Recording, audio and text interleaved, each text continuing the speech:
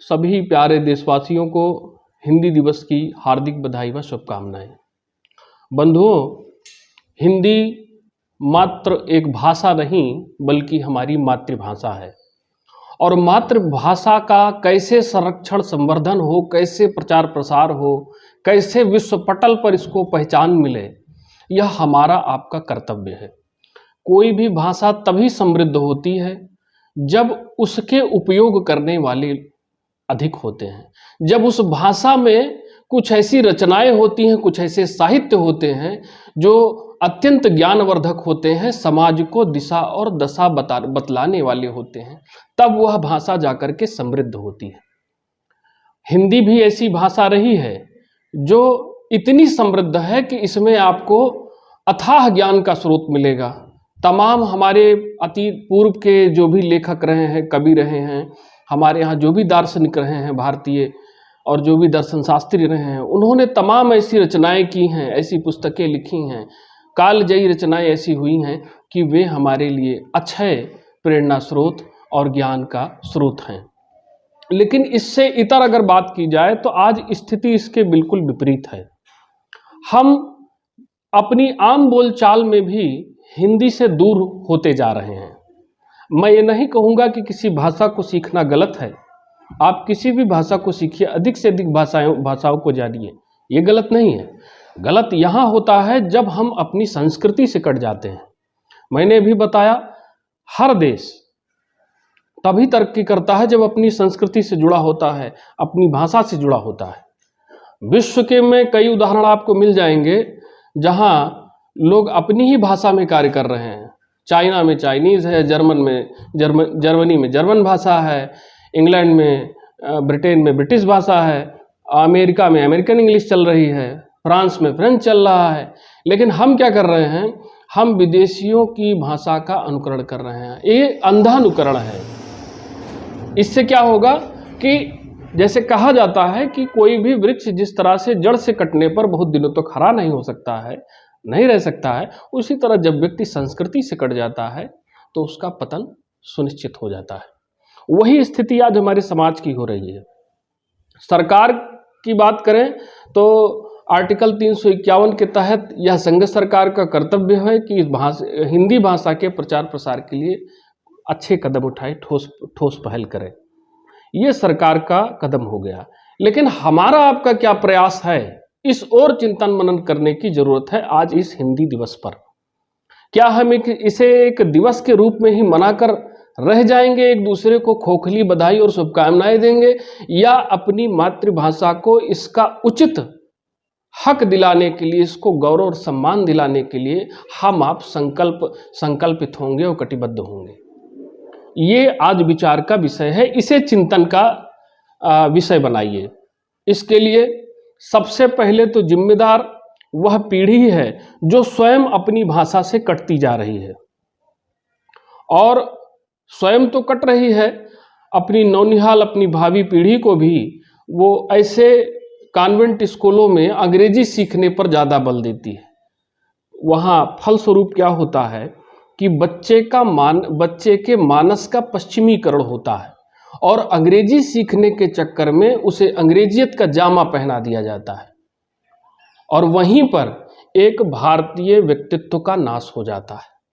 एक भारतीय व्यक्तित्व क्या होता है, वो तभी आपके सामने आएगा जब वो भारतीय संस्कृति के माहौल में पले बढ़ेगा।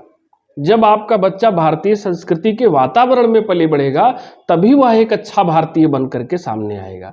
लेकिन आपने उसे विदेशी संस्कृति का ऐसा अंधानुकरण कराया, ऐसा पाठ पढ़ाया कि वह अपनी ही संस्कृति, अपनी ही सभ्यता, अपनी ही भाषा को हे दृष्टि से देखने लगा। आज अंग्रेजी बोलना, अंग्रेजी पढ़ना, अंग्रेजी के नॉवेल पढ़ना, अंग्रेजी की रचनाएं पढ़ना अत्यंत पढ़ा लिखा और बौद्धिक माना जाने का एक पर्याय बन चुका है। लेकिन अगर आप हिंदी में संवाद करते हैं, हिंदी में बात करते हैं, तो उसे पिछड़ेपन की निशानी मानी जाती है। जरा सोचिए कि हम किस कदर गिर चुके हैं, हमारा बौद्धिक पतन किस कदर हो गया है। एक छोटी सी कहानी के माध्यम से आप लोगों के समक्ष अपनी बात रखूंगा कि एक बड़े ही विद्वान ब्राह्मण थे। उनका यह था कि वो लगभग 1000 भाषाओं के जानकार हैं। एक राजा के दरबार में उनका जाना होता है और राजा के दरबार में जा कर के चुनौती देते हैं भरी सभा में कि कोई यह बताए कि मेरी मातृभाषा क्या है। बहुत से विद्वानों ने तरह तरह की भाषा में उनसे संवाद किया और बड़ी ही सरलता और निपुणता से उन्होंने सबका जवाब दिया। कोई यह जानने में सक्षम ना हुआ कि उनकी मातृभाषा क्या है। तभी एक बुद्धिमान व्यक्ति ने कहा कि मैं एक दिन में बता सकता हूं कि आपकी मातृभाषा क्या है। उसने उनको अचानक से एक डर का माहौल क्रिएट किया और उस डर में उन्होंने अपनी मातृभाषा में रुदन शुरू किया, चिल्लाना शुरू किया। बाद में उसने बताया कि यही आपकी मातृभाषा है।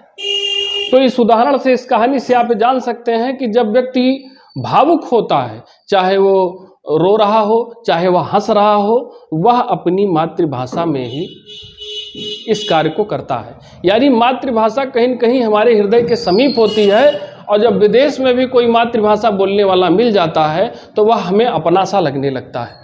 जब हम मातृभाषा में संवाद करते हैं तो वह बात हृदय से उठती है और हृदय तक पहुंचती है।